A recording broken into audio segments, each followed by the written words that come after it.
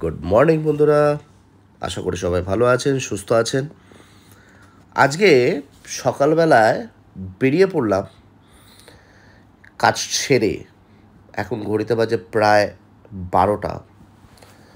So আমরা রওনা দিয়েছি টার্মিনাল 21 বলে আমাদের পাটায়াতে একটি মল রয়েছে।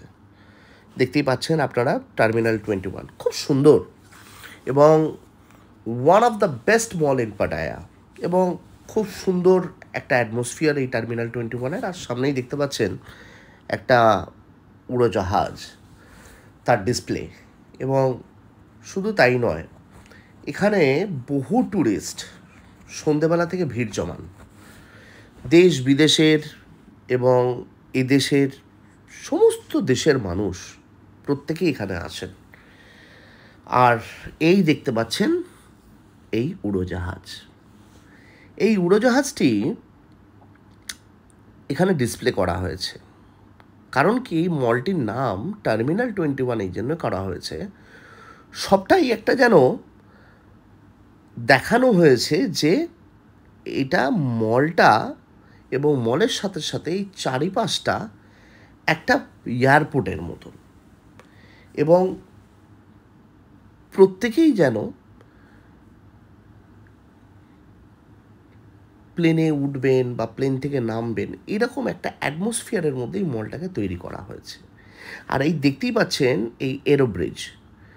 নিশ্চয়ই আপনারা প্রত্যেকে ট্রাভেল করেন, আপনারা জানেন যে এই এরো ব্রিজ দিয়ে প্লেনে উঠতে হয় বা প্লেনে থেকে নামতে হয়। সো এখানে তাই আমিও চলে এলাম একটু আপনাদেরকে দেখাবার জন্যে যে এই জায়গাটা কত সুন্দর। সেই জন্যেই আজকে এখানে আসা। এর আগেও অনেকগুলো মল দেখেছেন আপনারা, তাই আজকে আমার চোখ দিয়ে আপনাদেরকে দেখানো টার্মিনাল 21। দেখুন কত সুন্দর একটা ডিসপ্লে করা বিমান এখানে তৈরি করা হয়েছে, এবং তার সাথে সাথে পরিবেশ, সেটা তো অসাধারণ বটেই। আর আমিও রয়েছি, আর আমার সাথে সাথে যিনি রয়েছেন তিনি একটি পুতুল, এবং এই পুতুল এই ব্যাগগুলোকে নিয়ে বিমানের উদ্দেশ্যে যাচ্ছেন, এরকমই একটা দেখানো হয়েছে। আর এটা সত্যি করেই খুব সুন্দর একটা দৃশ্য। ঠিক যেরকমভাবে লাগেজ নিয়ে আমরা বিমানের উদ্দেশ্যে রওনা হই, ঠিক সেরকমই।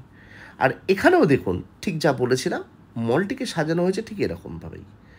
ডিপার্চার ফর টোকিও, মানে আপনাকে প্রত্যেকটা মুহূর্তেই আপনি ফিল করবেন যে আপনি এক দেশ থেকে আর এক দেশে যাওয়ার জন্য হয়তো প্রস্তুত। আপনি বুঝতেই পারবেন না যে আপনি কোনো মলের ভেতরে প্রবেশ করেছেন। আর এই দেখুন, উৎসব আসার আগেই উৎসব পালন শুরু হয়ে গেছে, এবং ক্রিসমাস সত্যি করেই এদের কাছে খুব একটা আনন্দের দিন। আর এই যে বলছিলাম বাইরে দেখেছিলেন লাগেজ, আর এটাও দেখুন কত সুন্দর লাগেজ দিয়ে তৈরি একটা ডিসপ্লে। এবারে আমরা ক্রমশ ভেতর দিকে যাচ্ছি টার্মিনাল 21-এর। এই মলটি সত্যি করেই খুব সুন্দরভাবে সাজানো গোছানো, এবং মানুষজন অত্যন্ত ডিসিপ্লিনড, এবং প্রত্যেকটা যারা এখানে কর্মী রয়েছেন তারাও খুব ভালো, এবং তারা খুব সুন্দর ব্যবহার জানেন যে কীভাবে ট্যুরিস্টদের সঙ্গে ব্যবহার করতে হয়। আর বেশ কয়েকদিন আগে আমরা মলে গেছিলাম সেন্ট্রাল পাটায়ায়, সেখানে গিয়ে এবং লোটাসে গিয়ে কিছু জামা কাপড় দেখিয়েছিলাম বাচ্চাদের। আর এই দেখুন, বাচ্চাদের জন্য একটা সুন্দর সেগমেন্টের জায়গা যেখানে বাচ্চাদের জামা কাপড় পাওয়া যায়, এবং এগুলো সমস্ত খুব কম মূল্যে, খুব আহামরি দাম নয়। যে সবাই হয়তো ভাবে যে মলে গেলে পরে হয়তো বেশি দাম, কিন্তু তা ঠিক নয়। আর দেখতেই পাচ্ছেন কত সুন্দর একটা ডেকোরেশন, এবং এটা একটা ফাউন্টেন। সন্ধেবেলা হলে পরে এই ফাউন্টেন থেকে সুন্দর ঝর্ণার মতন জল বেরোয়।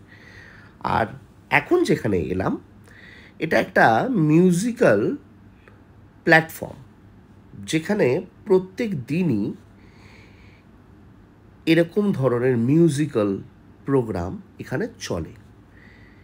এখন সামনে আপনারা দেখতেই পাচ্ছেন যে একজন ফ্লুট বাজাচ্ছেন আর একজন সিনথেসাইজার প্লে করছে, এবং এটা সত্যি করেই খুব সুন্দর একটা পরিবেশ, যেখানে আপনি এক ছাদের তলায় কেনাকাটা থেকে শুরু করে একটা নীরবতার জায়গা থেকে শুরু করে আপনি একটু সুন্দর সঙ্গীত শোনার একটা পরিবেশ আপনি পেতে পারেন। আর তাই আপনাদেরকে এই পরিবেশকে অনুভব করতে হলে পরে এখানে আসতে হবে টার্মিনাল 21-এ। একটু আগেই বলছিলাম যে এখানে সব ধরনের পরিবেশ আছে। দেখুন, আবার একটু সঙ্গীত শোনার পরে একটু খেতেও তো হবে, না খেলে তো পেটটা চলবে না। তাই দেখুন কত ধরনের মিষ্টি এখানে এনারা বানান, ফ্রুটস দিয়ে, নানান ধরনের জিনিস দিয়ে। তার সাথে সাথে এরকম ঝালঝালও কিছু জিনিস পাবেন আপনি, যেটা থাইল্যান্ডের সবথেকে বেশি আকর্ষণ। এবং শুধু তাই নয়, এখানেই শেষ নয়, আরও আছে এই যে ক্যান্ডিজ, এবং ক্যান্ডিজ থেকে শুরু করে জুস, এবং বিভিন্ন ধরনের জুস, বেদানার জুস, নানান ধরনের ফলের শেকস, মৌসুম্বির জুস, এবং যত ধরনের ফ্রুটস আছে তার ক্যান্ডিজ আপনি এখানে পাবেন। আর এইবারে চলে এসছে একটা দুর্দান্ত জায়গায়, এটা বাচ্চাদের জন্যে, আর এইটা হচ্ছে মারমেড ওয়ান্ডার সি। আর এইটা খুব সুন্দর একটা বাচ্চাদের দেখার জায়গা, যেখানে কিছু সামুদ্রিক প্রাণী, মাছ, এগুলো ডিসপ্লে করা হয়, এবং এগুলো শুধুমাত্র বাচ্চাদের জন্য, এবং বাচ্চারা খুব এটাকে এনজয় করে। এবারে চলুন আপনাদেরকে দেখাই আর একটা সুন্দর জিনিস। একই ছাদের তলায় এত এত জিনিস, তাই আপনাদেরকে তো আসতেই হবে। দেখুন কত সুন্দর একটা অ্যাটমসফিয়ার তৈরি করেছেন এনারা মলের ভেতরে। আইফেল টাওয়ারের মতন একটা রেপ্লিকা এনারা বানানোর চেষ্টা করেছেন, এবং পুরো সফল হয়েছেন কি হয়নি সেটা আপনারা বলবেন, কিন্তু ওনারা চেষ্টা করেছেন। আর শুধু তাই নয়, প্রত্যেকটা জায়গায় কিভাবে কারুকার্য কিভাবে করতে হয় এবং কতটা সুন্দরভাবে মেনটেন করতে হয় সেটা এটার নিদর্শন।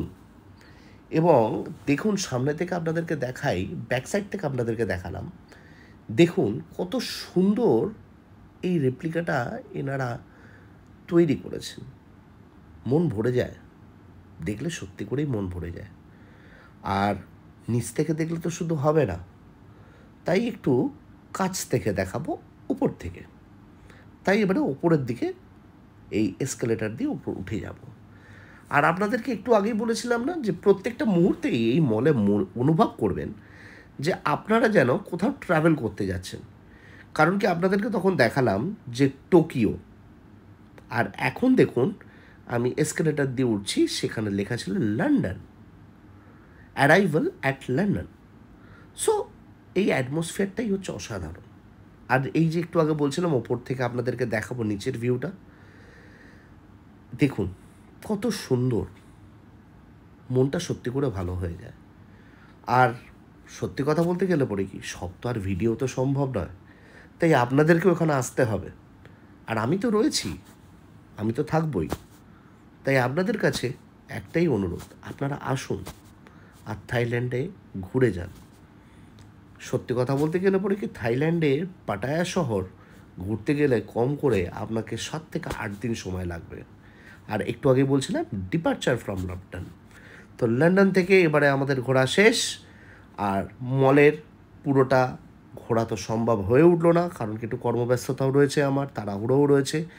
তাই আজকের মতন এখানেই আমার ভিডিও আমি আপনাদের কাছে তুলে ধরলাম।